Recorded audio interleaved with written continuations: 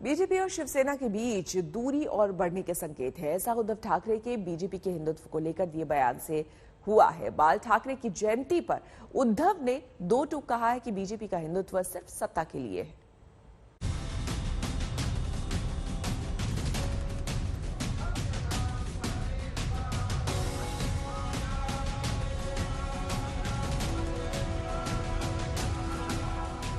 UP का सियासी summer अपने चरम की तरफ बढ़ रहा है।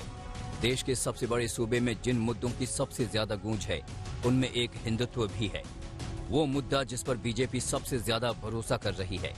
हिंदुत्व को लेकर बीजेपी गाहे बगाहे विरोधियों को घेरती रही है।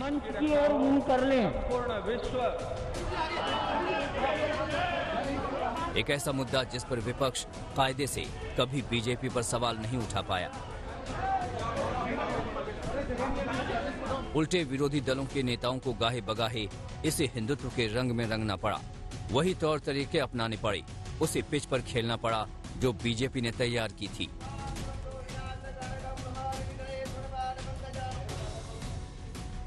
लेकिन अब बीजेपी की 2.5 दशक तक सहयोगी रही शिवसेना ने इसे हिंदुत्व को लेकर बीजेपी पर करारा वार किया है। शिवसेना से फिर दोस्ती के गाहे बगाहे लगते कयासों के बीच उद्धव ठाकरे ने हिंदुत्व को लेकर बीजेपी पर सीधा हमला बोला है और उसके हिंदुत्व को नकली और सत्ता के लिए सीढ़ी बताया है। जिंकला तर माझाही वापर करून शिवसेनेचाही वापर करून तुम्ही जिंकलात असं आम्ही म्हणू शकतो। कशाला पाहिजे होतो मी तिकडे? कोण आहे मी असा की अर्ज भरायला माझी तिकडे उपस्थिती पाहिजे होती? आग्रह करून करून मला बोलवलं होतं आणि मी गेलो होतो। पण जिंकल्यानंतर वापरा आणि फेकून द्या। आपल्याला नामशेष करायला गेले। हा हिंदुस्थान म्हणजे माझ्या मांडीखाली माझ्या अंगठ्याखाली असला पाहिजे। आणि जसं इंग्रजांच्या वेळेला एक गुलामगिरीचं वातावरण देशात तयार झालं होतं, ते वातावरण तयार करणं हे हिंदुत्व नाही आणि हिंदुत्ववादी खरे हिंदू हे असं कदापि होऊ देणार नाही। जर आज आपण आणि सगळे देशातले नागरिक गप्प बसले तर पुन्हा एकदा कदाचित गुलामगिरी नशिबी येईल की काय अशी परिस्थिती ही निर्माण होऊ शकते। मग आणीबाणीच्या आठवणी काढायच्या। आणीबाणीमध्ये जे सगळे विरोधात होते आता तेच आणीबाणी सदृश्य परिस्थिति देशात निर्माण करते हैं। उद्धव ठाकरे ने जब बीजेपी की खबर ली तो दिन भी खास चुना। हिंदुत्व के सबसे बड़े पैरोकार रहे बाल ठाकरे की 96वीं जयंती पर उद्धव ने ये कहकर चौंका दिया कि हमने बीजेपी के साथ तालमेल कर 25 साल बर्बाद कर डाली। इससे लगता है कि भविष्य में दोनों के बीच दोस्ती का हाथ बढ़ना थोड़ा मुश्किल है।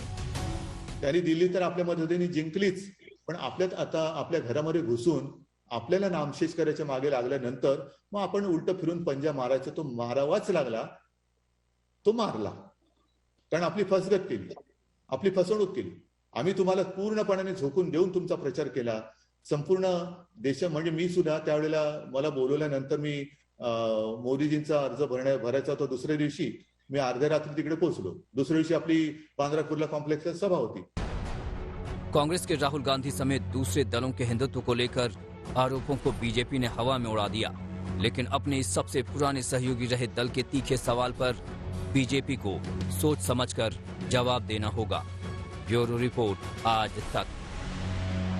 दिल्ली एनसीआर में रिकॉर्ड तोड़ बारिश के बाद कोहरे ने अपनी चादर तान दी है। जी हां, सुबह सुबह घने कोहरे में गुम सड़कों पर मुसाफिरों की रफ्तार पर मानो ब्रेक लग गई हो। सड़कों पर विजिबिलिटी घटकर करीब 30 मीटर रह गई है।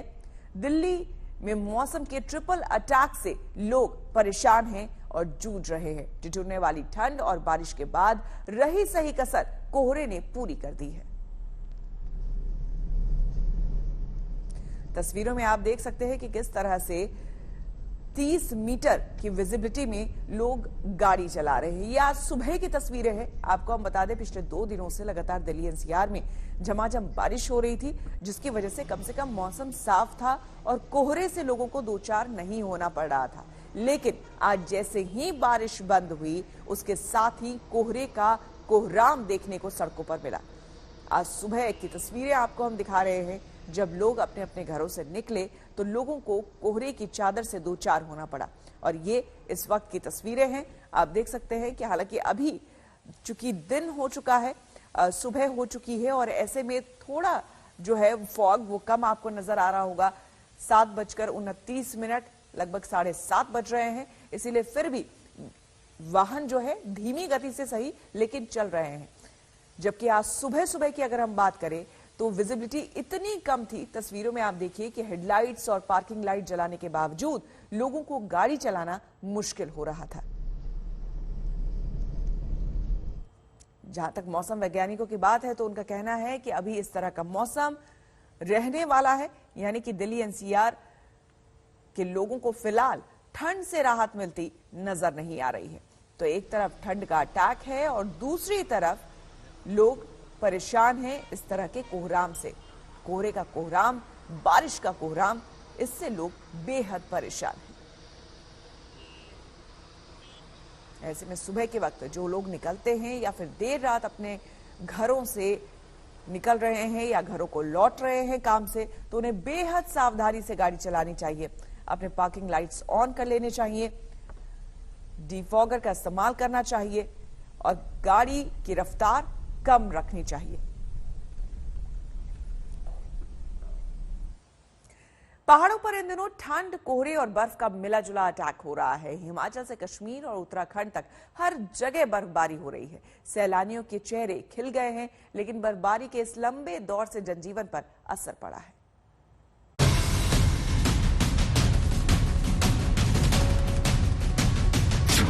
पहाड़ों पर जमाने वाली ठंड का कहर, बर्फ और बारिश का डबल अटैक, कश्मीर से हिमाचल तक सफेद अटैक, बर्फीले वार से थमी जिंदगी की रफ्तार।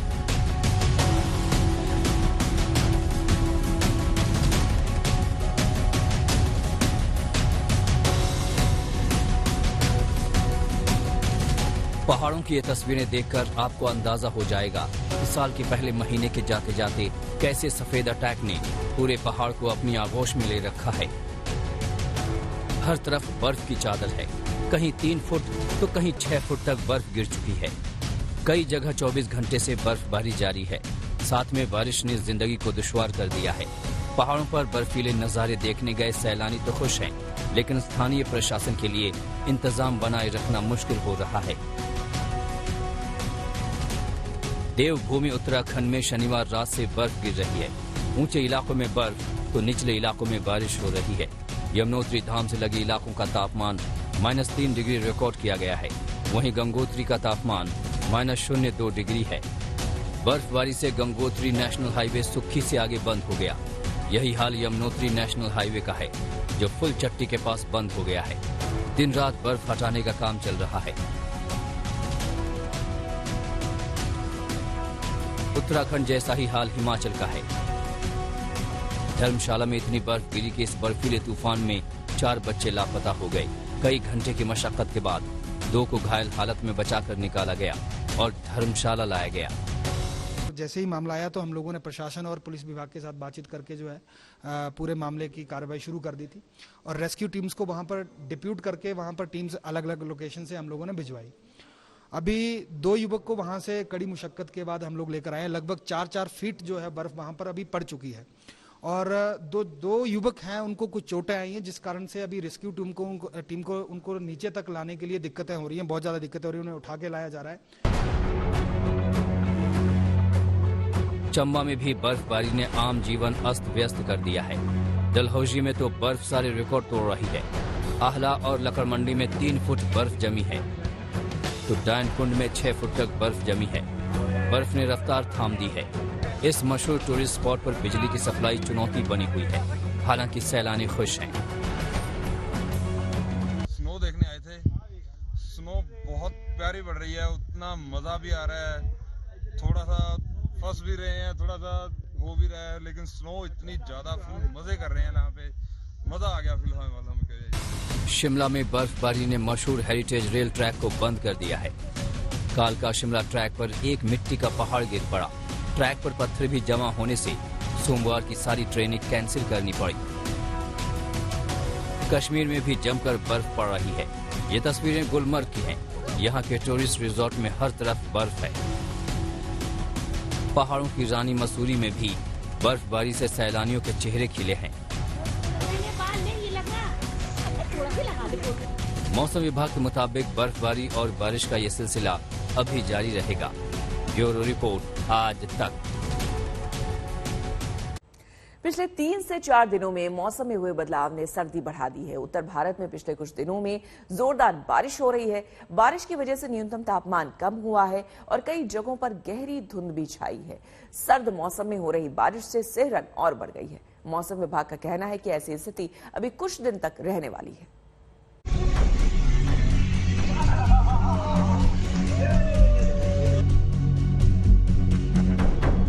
जनवरी में सर्दी ने अपना रिकॉर्ड तोड़ प्रदर्शन किया है। पहाड़ों पर भीषण बर्फबारी जारी है और मैदानी इलाकों में बारिश और कोहरे ने सूरज का मुंह ढक रखा है। पिछले 3-4 दिनों से तो दिल्ली में सूरज के दर्शन ही नहीं हुए।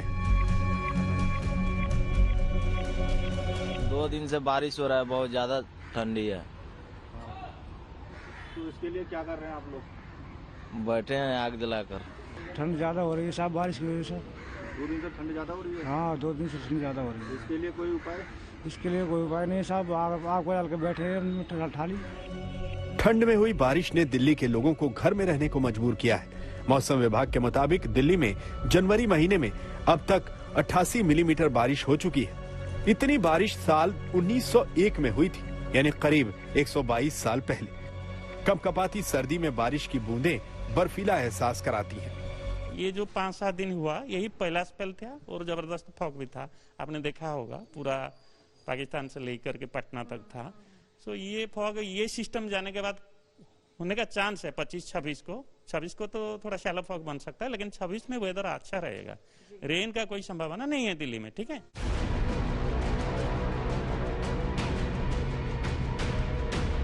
फिलहाल तो 31 जनवरी तक इस ठंड से राहत मिलने वाली नहीं है। मौसम विभाग के मुताबिक उत्तर भारत में अभी ठंड की यही स्थिति रहने वाली है। दिल्ली ही नहीं, राजस्थान, यूपी, बिहार और पश्चिम बंगाल के ज्यादातर हिस्सों में जमकर बारिश हुई। लोग आज रात से पानी गिर रहा है। अभी तक हम लोग का कुछ अभी बोनी नहीं हुआ। हम लोग बहुत कठिनाई में, ऑटो वाले हैं, यहाँ कोई साधन नहीं है, कोई टूरिस्ट जगह नहीं है कि हम लोग चला सकते। गुरुग्राम के सर्द मौसम की तस्वीरें देखिए। फसलों पर ओस की बूंदें जमी हैं। गुरुग्राम में बारिश के बाद ठंड बढ़ गई है। चंडीगढ़ में शुक्रवार को दिन का तापमान 19 डिग्री के आसपास था, लेकिन लगातार हो रही बारिश के बाद ये 12 डिग्री तक आ गया। जनवरी माह में पश्चिमी विक्षोभ यानी वेस्टर्न डिस्टर्बेंस तीसरी बार एक्टिव हो गया है, जिसकी वजह से मैदानी इलाकों में जमकर बारिश हो रही है, तो पहाड़ी इलाकों में खूब बर्फ देखने को मिल रही है। चंडीगढ़ में पिछले 2 दिनों से बारिश हो रही है और अब तक जनवरी माह में 118 मिलीमीटर तक बारिश दर्ज की गई है, जो सामान्य से 442% ज्यादा है। मध्य प्रदेश से लेकर पश्चिम बंगाल तक के ज्यादातर हिस्सों में पिछले 3 दिनों से बूंदाबांदी हो रही है। रुक रुक कर हो रही बारिश ने ठंड की ठिठुरन बढ़ा दी है। मैदानी इलाकों में बारिश की वजह से तापमान कम हुआ है, तो वहीं पहाड़ी इलाकों में बर्फबारी रुकने का नाम नहीं ले रही। बद्रीनाथ में अब तक 4 फीट और केदारनाथ में 6 फीट तक बर्फबारी हो चुकी है। हिमाचल प्रदेश और कश्मीर में भी भीषण बर्फबारी हो रही है। कई पहाड़ी इलाकों में बर्फबारी के साथ साथ बारिश ने भी कहर बरपाया है। जमकर पहाड़ों पर बर्फबारी हो रही है, जबकि मैदानी इलाकों में बारिशों के साथ ये बर्फबारी हो रही है।